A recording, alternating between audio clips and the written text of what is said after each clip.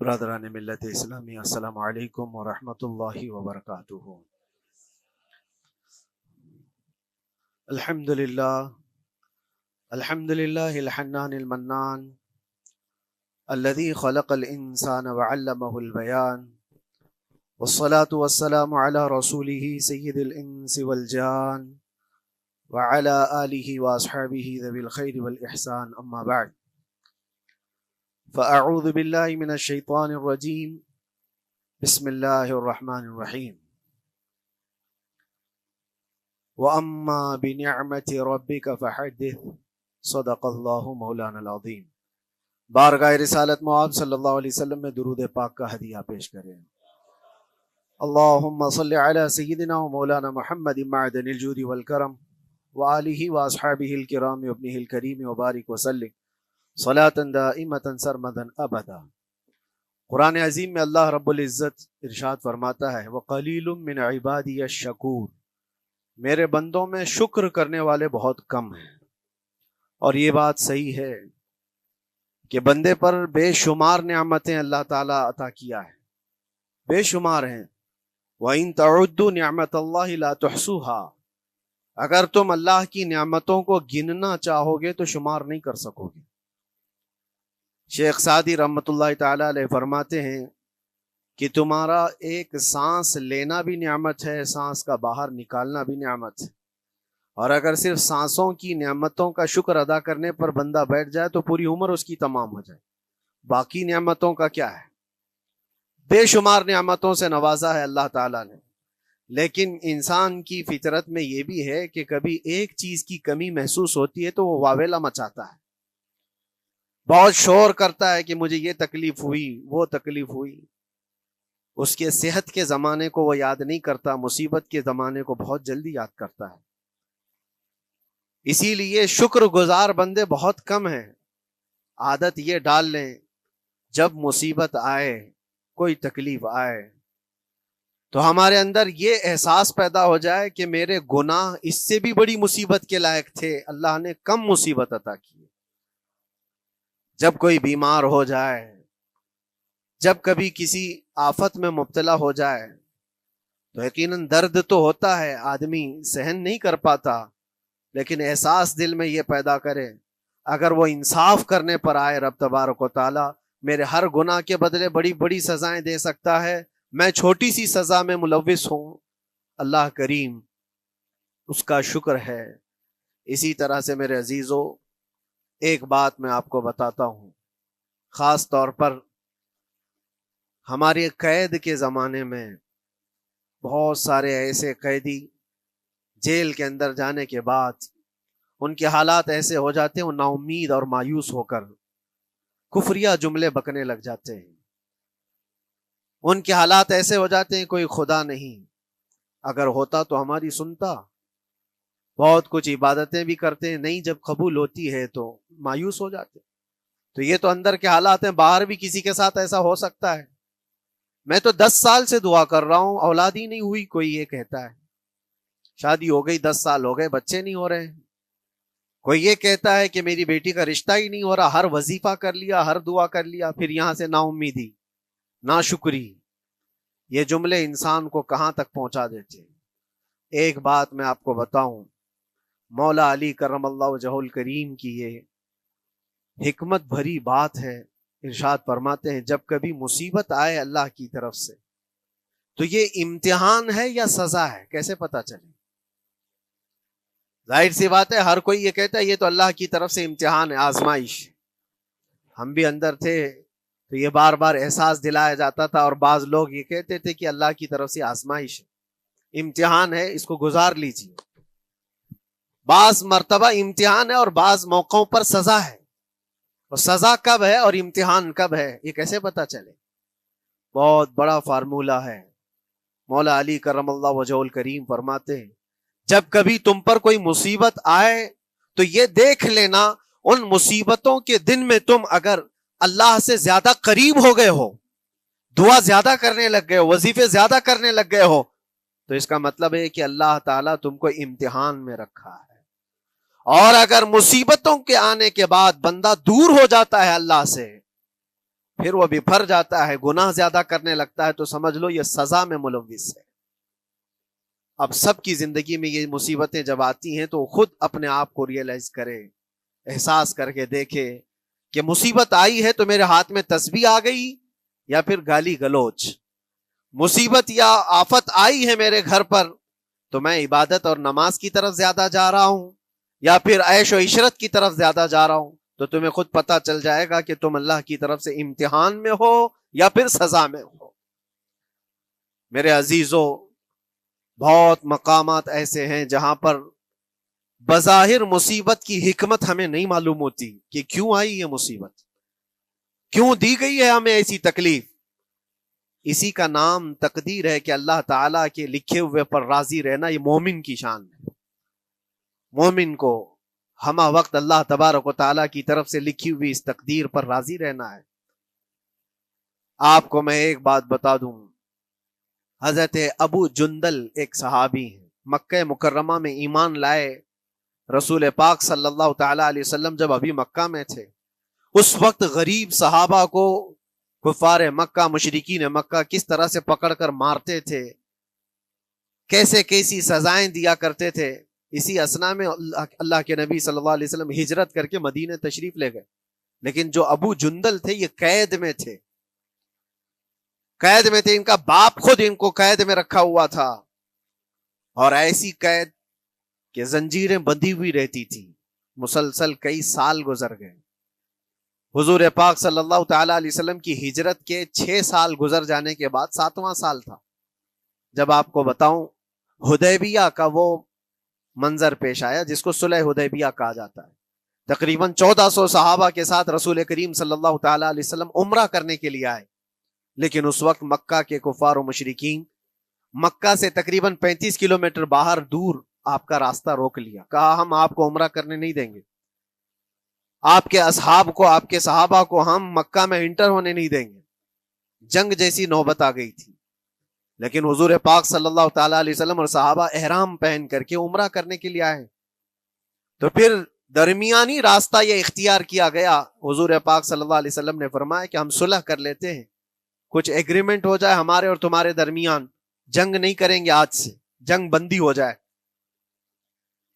تو کفار مکہ اس بات پر راضی ہوئے، اور اس کے بعد صلح، جس کو کہتے ہیں صلح حدیبیہ، یہ بہت مشہور ہے، صلح حدیبیہ ہوئی، اس میں سارے پوائنٹس جو لکھے گئے تھے ایگریمنٹ کے اندر وہ سب مکہ والوں کی حمایت میں زیادہ تھے، دبا کر کے انہوں نے صلح کی تھی اس طرح سے ان کے زوم کے مطابق، یعنی اگر کوئی مکہ سے بھاگ کر مدینے جائے تو انہوں نے ایگریمنٹ میں لکھایا تھا کہ آپ کو وہ شخص ہمیں واپس کرنا پڑے گا، اور اگر مدینے سے کوئی بھاگ کر ہمارے پاس آئے تو ہم اس کو اپنے پاس رکھیں گے، ہم باہر واپس نہیں بھیجیں گے۔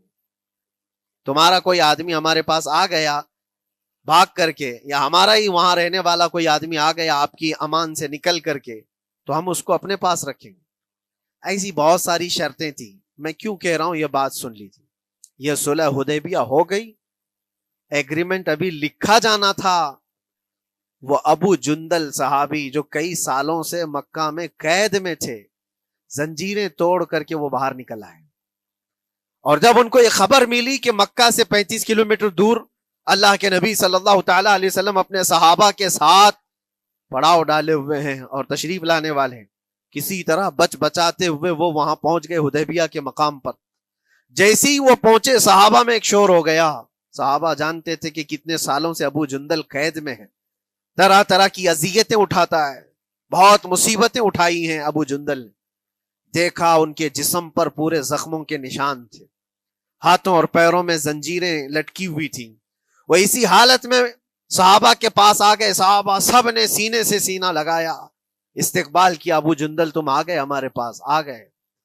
اب بات سنو، بڑی حیرت کی ہے، ایگریمنٹ لکھا جا رہا تھا اور ابو جندل مکہ سے فرار ہو کر کے آئے تھے۔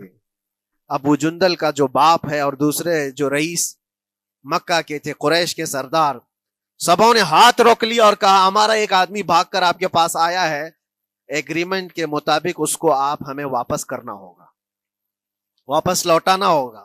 مکہ میں رہنے والا شخص آپ کے پاس آیا ہے، وہ ہمارا قیدی ہے۔ حضور پاک صلی اللہ تعالی علیہ وسلم نے فرمایا ابھی تو لکھا نہیں گیا، اس سے پہلے وہ آیا ہے، چھوڑ دو اس کو، اس کے بعد جو بھی ہوگا اس پر عمل کریں گے۔ مکہ والوں نے کہا نہیں، ہم نہیں مانتے اس چیز کو۔ حضور پاک صلی اللہ تعالی علیہ وسلم نے یہاں تک فرمایا اس ایک شخص کو میری ضمانت میں دے دو، باقی تمہاری ساری شرطیں منظور کر لی جائیں گی۔ وہ رحمت للعالمین، نبی اکرم صلی اللہ تعالی علیہ وسلم اپنے غلاموں پر رحم کیسے نہ کریں؟ جب ان حالات میں دیکھا ابو جندل کو تو صحابہ بھی حضور کے پاس آئے اور کہا یا رسول اللہ صلی اللہ علیہ وسلم صلح کیوں کر رہے ہیں ان کے ساتھ؟ جنگ کریں گے ہم ان کو، ہم نے بدر میں، احد میں، خندق میں ان کے ساتھ جو مقابلے کی ہمیں تجربہ ہے، ہم ان کے پرخچے اڑا دیں گے، آپ اجازت دیں ہم جنگ کریں گے۔ اللہ کے نبی فرماتے ہیں میں جو دیکھ رہا ہوں وہ تم نہیں دیکھ رہے ہو، اللہ کا حکم نہیں ہے جنگ کرنے کا، صلح ہے۔ صلح ہو گئی، لکھا جا رہا تھا، اور یہ ابو جندل آئے۔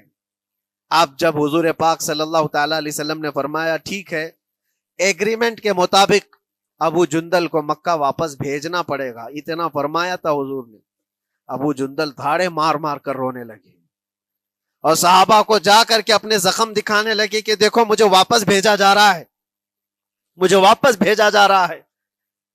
تو صحابہ کے اندر بھی جوش تھا، اپنا آدمی جب کوئی اتنا مظلوم ہو، اتنا مار کھایا ہو، اور پھر واپس انہی ظالموں کے سامنے اس کو بھیجا جانا ہو تو کیا کیفیت ہوگی۔ تو وہ ابو جندل سارے صحابہ کے بیچ میں چھپ چھپاتے ہوئے رو رہے تھے۔ اللہ کے نبی صلی اللہ علیہ وسلم تشریف لائے اور فرمایا ابو جندل میں کہہ رہا ہوں واپس چلے جاؤ، واپس جاؤ، مکہ جاؤ۔ تو انہوں نے کہا یا رسول اللہ صلی اللہ علیہ وسلم ان زخموں کے ساتھ واپس جاؤ؟ اللہ کے نبی صلی اللہ علیہ وسلم نے فرمایا ہاں ابو جندل، اللہ کی مرضی یہی ہے، اور اللہ کا نبی وہی کہتا ہے جو اللہ کی مرضی ہوتی ہے۔ یہ میں کہہ رہا ہوں بظاہر تکلیفوں کی حکمت ہمیں معلوم نہیں ہوتی، لیکن ہمیں عمل کرنا چاہیے۔ نبی پاک صلی اللہ تعالی علیہ وسلم کا جب حکم ہوا، ابو جندل انہی زنجیروں کے ساتھ ان کے باپ کے حوالے کر دیے گئے، وہ گھسیٹتے ہوئے لے جا رہا تھا، گھسیٹتے ہوئے واپس انہی قیدیوں کی طرح لے جا رہا تھا۔ سب کی آنکھوں میں آنسو تھے، لیکن حکمت الہی کیا ہے یہ کون جانتا ہے؟ بظاہر اللہ تبارک و تعالیٰ کی طرف سے یہ دی ہوئی آزمائشیں، یہ تکلیفیں، اس کی حکمت وہ بہتر جانتا ہے۔ جب ابو جندل کو واپس کیا گیا، ایک سوال اٹھتا ہے میرے عزیزو، یہ میں قید کی حالت میں رہ کر کے ایک شخص نے مجھ سے سوال کیا تھا، آپ تو اللہ کے نبی صلی اللہ تعالی علیہ وسلم کی ناموس کی بات کرتے ہو، حضور کی محبت کی بات کرتے ہو، ان کے عشق کی بات کرتے ہو، اور یہ بھی کہتے ہو کہ نبی پاک صلی اللہ تعالی علیہ وسلم دستگیری کرتے ہیں، اپنے غلاموں کی مدد کرتے ہیں، تو اتنے دنوں سے کیا آپ نے حضور کو نہیں پکارا؟ کیا رسول پاک صلی اللہ تعالی علیہ وسلم سے محبت اور عشق کی بات کے بعد آپ نے بھیک نہیں مانگی؟ اس وقت یہ واقعہ یاد آیا، میں تو ابو جندل کے پاؤں کے ناخن کی مٹی کے برابر بھی نہیں۔ وہ صحابی رسول تقریباً ان کے متعلق کہا گیا ہے 6 سے 8 سال تک وہ ان کی قید میں رہے، تو کیا رسول پاک صلی اللہ علیہ وسلم کو خبر نہیں تھی؟ خبر تھی، لیکن ہوتا ایسا ہے کہ جو جتنی محبت کرتا ہے اتنے ہی امتحانوں سے گزارا بھی جاتا ہے، اس کو امتحان دینے پڑتے ہیں۔ اسی لیے بار بار میں یہ بات کہتا ہوں، حضور پاک صلی اللہ تعالی علیہ وسلم کی ناموس کی بات کرنا، عظمت رسالت کی بات کرنا، یہ حلوے پراٹھے کھانے کا نام نہیں ہے، یہ شہادت گہے الفت میں ہے قدم رکھنا۔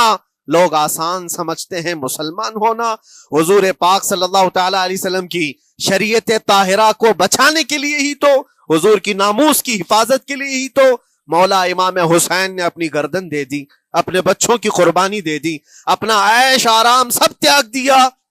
یہ ساری قربانیوں کے بعد ہی اس امتحان سے بندہ نکلتا ہے۔ وہ امام احمد بن حنبل جن کے سینے میں 5 لاکھ حدیثیں محفوظ تھیں، رسول پاک صلی اللہ علیہ وسلم کی 5 لاکھ حدیثوں کے حافظ، لیکن بغداد کے ظالم حکمرانوں نے ان کو ننگی پیٹھ پر کوڑے مارے ہیں، پہلی مرتبہ 100 کوڑے، دوسری مرتبہ پھر 100 کوڑے، تیسری مرتبہ پھر 100 کوڑے، اتنے میں تو آدمی مر جاتا ہے۔ امام احمد بن حنبل کی پیٹھ جھک گئی تھی۔ میرے عزیزو، یہی ہے جس کو ہم کہہ رہے ہیں شہادت گہے الفت میں ہے قدم رکھنا۔ اگر تم سچا ایمان رکھتے ہو تو پھر آزمائش بھی ہوگی، اللہ کریم قرآن میں فرماتا ہے وَلَيَعْلَمَنَّ اللَّهُ الَّذِينَ صَدَقُوا وَلَيَعْلَمَنَّ الْكَاذِبِينَ، اللہ تبارک و تعالیٰ ضرور آزمائے گا سچا کون ہے اور جھوٹا کون ہے۔ مصیبتیں آئیں گی، آندھیاں آئیں گی، لیکن جمے رہو، ڈٹے رہو، اللہ رب العزت سے کبھی بھی اپنا رشتہ نہ توڑو، اور جو تمہارے اندر ایمان ہے، توکل اور یقین ہے، ذرا برابر بھی فرق آنے نہ پائے۔ آج نہیں قبول ہوئی کل ہوگی، کل نہیں قبول ہوئی پرسوں ہوگی، کبھی نہ کبھی تو دعا قبول ہوگی۔ دنیا داروں کے دروازے کھٹکھٹاتے ہیں تو ایک نہ ایک دن دروازہ کھلتا ہے، وہ ارحم الراحمین ہے، وہ ارحم الراحمین ہے، دروازے کھولتا ہے، لیکن وہ بہتر جانتا ہے کس وقت دروازہ کھلنا چاہیے۔ ہم اپنی مرضی کے مطابق رب کو نہیں چلا سکتے، مولا تعالیٰ جیسا چاہے ہمیں ویسا چلنا چاہیے۔ ایک بات اور میں بتا دوں سید، یہ تو دوسرے لوگوں کی بات ہے جس میں ہمارے قصور ہیں، ہمارے جرم ہیں، ہمارے گناہ ہیں، جس کی وجہ سے مصیبتیں آئیں گی، لیکن اللہ کے نبی کا کوئی گناہ نہیں ہوتا۔ جو نبی ہوتے ہیں وہ معصوم ہوتے ہیں۔ سیدنا یوسف علیہ الصلوۃ والتسلیم اللہ کے نبی، اللہ کے نبی ابراہیم علیہ السلام کے بیٹے اسحاق علیہ السلام، اسحاق علیہ السلام کے بیٹے یعقوب علیہ السلام، یعقوب علیہ السلام کے بیٹے یوسف علیہ السلام، جن کی نسل میں انبیاء کرام، جو پورا خاندان نبوت کا ہے، وہ یوسف علیہ السلام کن کن مقامات سے گزارے گئے۔ پہلے بھائیوں نے کنویں میں پھینک دیا، اور اس کے بعد اس زہریلے کنویں سے وہ نکالے گئے۔ جنگل میں کوئی نہیں تھا جب ان کے بھائیوں نے کنویں میں پھینکا تھا۔ اس وقت ایک قافلہ جا رہا تھا، انہوں نے ڈول ڈال کر کے نکال لیا اور پھر لے کر کے گئے۔ یہاں سے کنویں سے تو نکالے، لیکن آگے کی زندگی کیا ہے؟ مصر کے بازار میں لے جا کر قافلے والوں نے بیچ دیا۔ یوسف علیہ السلام پھر خریدے گئے، کس کے ہاں؟ عزیز مصر، بادشاہ مصر کے گھر میں، اور وہاں پر زلیخا آپ پر فدا ہوئی۔ پھر آپ پر الزام بھی لگایا گیا، اور اس الزام کی بنیاد پر آپ کو جیل بھیجا گیا۔ اللہ کے نبی کے دامن پر پیوند تو ہو سکتا ہے، دھبا نہیں ہوتا۔ کسی گناہ کا تصور بھی وہ نہیں کرتے، وہ معصوم ہوتے ہیں، لیکن بغیر کسی قصور کے، بغیر کسی جرم کے آپ کو جیل بھیجا گیا۔ یوسف علیہ الصلوۃ والتسلیم جیل جب گئے، وہ نبی ہو کر کے، اور اس کے بعد دن کٹتے رہے۔ دن کیسے؟ ہفتے، ہفتے کیا مہینے، مہینے کیا سال۔ یوسف علیہ الصلوۃ والتسلیم کے 7 سال گزر گئے۔ جب کبھی کسی انوسنٹ کو، بے قصور آدمی کو تکلیف دی جاتی ہے تو اس کو احساس زیادہ ہوتا ہے، اور جرم کی وجہ سے جب کوئی تکلیف میں آتا ہے تو کمپرومائز کر لیتا ہے، میں ایسا غلطی کیا تھا، مجھے یہ جھیلنا پڑ رہا ہے۔ لیکن جس کا جرم ہی نہیں، نہ کردہ گناہ کی سزا جب دی جاتی ہے، بندہ بہت بکھر جاتا ہے، ٹوٹ جاتا ہے۔ لیکن وہ اللہ کے نبی تھے، توکل کیسا تھا، یقین کیسا تھا، صبر کے ساتھ نکالے۔ لیکن ایک بہت پیاری بات ہمیں ملتی ہے میرے عزیزوں، وہاں قیدی اور بھی تھے، اور یوسف علیہ السلام کو اللہ تعالیٰ نے ایک معجزہ عطا کیا تھا۔ وہ خوابوں کی تعبیر سچی سچی بتاتے تھے۔ خواب کی تعبیر ہوا کرتی ہے، جو بھی خواب دیکھتا ہے آدمی، اس میں اشارہ ہوتا ہے اللہ کی طرف سے۔ تو 2 قیدیوں نے خواب دیکھا تھا، یہ قرآن پاک کے سورہ یوسف میں پورا موجود ہے، 12ویں پارے میں۔ 2 قیدیوں نے خواب دیکھا، اپنا اپنا خواب انہوں نے بیان کیا یوسف علیہ السلام کو۔ ایک قیدی نے دیکھا کہ وہ سر پر روٹیاں رکھ کر کے لے جا رہا ہے اور پرندے نوچ نوچ کر کھا رہے ہیں۔ دوسرے نے دیکھا کہ وہ انگوروں کو نچوڑ کر کے اس کے رس پی رہا ہے۔ تو انہوں نے بتایا یوسف علیہ السلام کے پاس، ایسا ایسا ہم نے خواب دیکھا ہے، اس کی تعبیر کیا ہو سکتی ہے؟ سیدنا یوسف علیہ السلام فرماتے ہیں، میں دونوں کے خواب کی تعبیر بتاؤں گا، لیکن اس میں سے ایک بندہ، اس سے آپ نے کہا تو وعدہ کر کے میرا بھی کام کرے گا، میرا بھی ایک کام ہے تو کرے گا۔ 7 سال گزر گئے تھے، جو بادشاہ مصر تھا وہ بھی بدل چکا تھا، جس نے قید میں ڈالا تھا وہ ختم ہو گیا، دوسرا آیا، تیسرا آیا، جو بھی آیا، لیکن حکومت بدلی ہوئی تھی۔ تو خواب کی تعبیر بتانے سے پہلے ایک قیدی سے یوسف علیہ السلام نے کہا کہ میرا کام تو کرے گا؟ اس نے کہا ہاں، آپ جو کہیں گے میں کروں گا۔ تو سنو، تعبیر یہ ہے، جس کے سر پر روٹیاں رکھی ہوئی اور کوے کھا رہے تھے یا پرندے کھا رہے تھے، اس کی تعبیر یہ ہے کہ عنقریب تجھ کو موت کی سزا سنائی جائے گی۔ وہ غمگین تھا۔ دوسرے سے کہا تو انگور کے رس نچوڑ کر پی رہا تھا، تیرے خواب کی تعبیر یہ ہے کہ عنقریب تجھ کو رہا کر دیا جائے گا۔ تو آزاد ہوگا، اور تجھ سے ہی میرا کام یہ ہے کہ آزاد ہو کر جائے گا تو تو موجودہ وقت کے جو بادشاہ ہے، شاید اس کی فوج میں شامل ہو جائے یا اس کے سپاہیوں میں یا وزیروں میں، تو میری یہ بات اس تک پہنچا دینا، پچھلے 7 سالوں سے بے گناہ بے قصور ایک قیدی اندر ہے، اس کو آزاد کر دیا جائے، اس کو آزاد کر دیا جائے۔ اس نے کہا بالکل، اگر میں چھوٹا تو آپ کا ایک کام ضرور کروں گا۔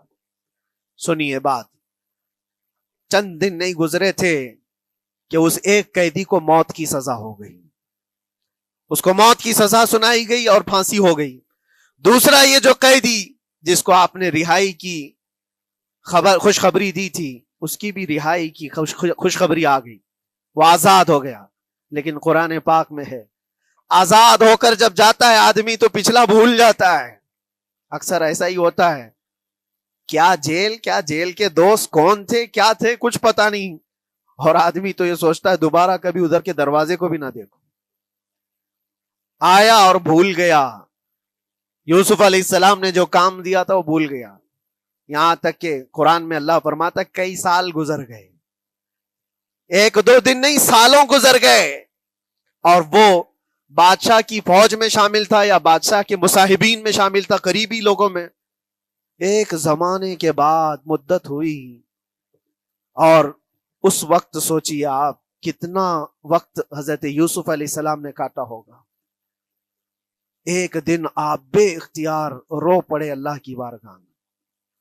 یہ میں آپ کو بتا رہا ہوں، کبھی کبھار انسانی فطرت کا تقاضا ہے، اللہ تبارک و تعالیٰ کی بارگاہ میں رو پڑے اور کہا اے رب العالمین، اے ارحم الراحمین، یہ دن کب ختم ہوں گے؟ یہ جس طرح سے مجھے جیل کی سلاخوں کے پیچھے بند کیا گیا ہے، ان مصیبتوں سے کب آزادی ہوگی میرے مولا یا ارحم الراحمین؟ جواب رب تعالیٰ کی طرف سے آیا، یہ ہمارے اور آپ کی بات نہیں ہے، یہ اللہ کے نبی کی بات ہے۔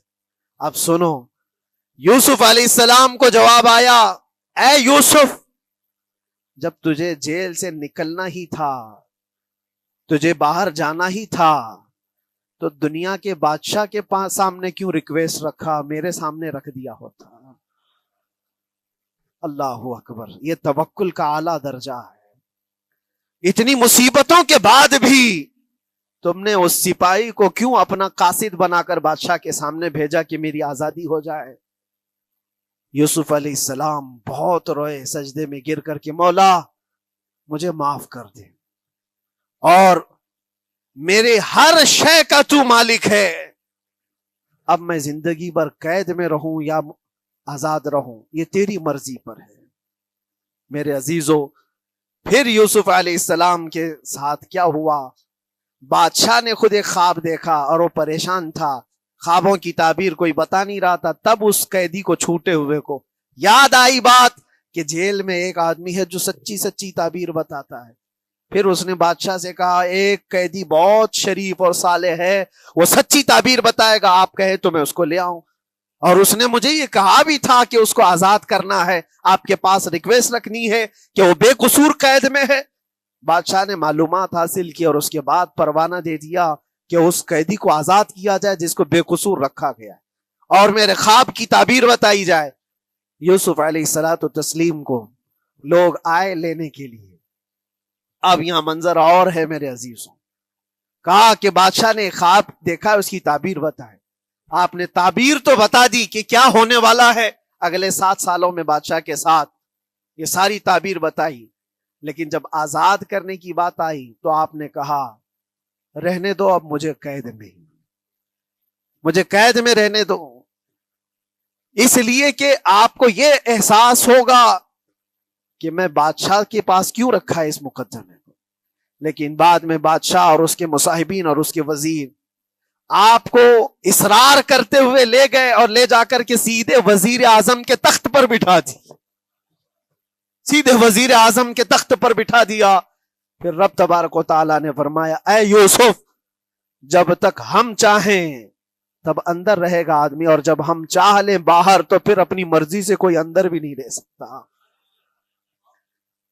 حقیقت ہے میرے عزیزو، جب مصیبتوں کے ختم ہونے کا وقت آئے پھر پوری دنیا کھڑی ہو کر کے بھی تم کو مصیبت نہیں دے سکتی۔ تکلیف نہیں دے سکتی. اور رب تبارک و تعالیٰ نے فرمایا وَإِن يَمْسَسْكَ اللَّهُ بِضُرٍّ فَلَا كَاشِفَ لَهُ، اگر تم کو اللہ کی طرف سے کوئی مصیبت آئے تو کوئی اس کو ہٹانے والا نہیں ہے. وَإِن يَمْسَسْكَ اللَّهُ بِخَيْرٍ فَلَا رَادَّ لِفَضْلِهِ، اور اگر اللہ تبارک و تعالیٰ کوئی بھلائی کسی بندے کو دے دے تو دنیا کی کوئی طاقت اس کو روک بھی نہیں سکتی.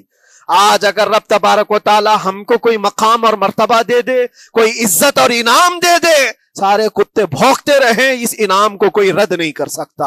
اللہ تبارک و تعالیٰ کا دیا ہوا فضل اس کو کوئی کاٹ نہیں سکتا، اور اس کی دی ہوئی مصیبت کو کوئی دوسرا ٹال بھی نہیں سکتا. اسی لیے آؤ لگے رہو اسی بارگاہ میں اور عرض کرو کہ مولا مجھ سے جو خطائیں ہوئی ہیں اس کو درگزر فرما دے، اور جس طرح کی بھی تو زندگی دیا ہے یہ تیرا شکر ہے مولا. شکر ادا کرنے کی عادت ڈال لو. اللہ تبارک و تعالیٰ فرماتا ہے لَإِن شَكَرْتُمْ لَأَزِيدَنَّكُمْ، اگر تم شکر ادا کرو گے تو میں اور زیادہ عطا کروں گا، اور زیادہ عطا کروں گا. آج اگر تھوڑی سی مصیبت ہے تو شکر ادا کرو کہ مولا بڑی مصیبت تو نہیں آئی ہے، یہ بھی تیرا کرم ہے، تیرا احسان ہے. مصیبت زدہ لوگوں کو دیکھتا ہوں تو پھر میں یہ کہتا ہوں ہاتھ بھی سلامت ہے، پیر بھی سلامت ہے، آنکھ بھی سلامت ہے، زبان بھی سلامت ہے، دماغ بھی چل رہا ہے. کیا یہ شکر کرنے کا موقع نہیں ہے؟ یہ شکر کرنے کا مقام نہیں ہے؟ آؤ ہر دن اللہ کا شکر ادا کرو، شکایتیں کم کرو. اللہ تبارک و تعالیٰ کو یہ زندگی پسند ہے. وآخر دعوانا ان الحمد للہ رب العالمین. السلام علیکم.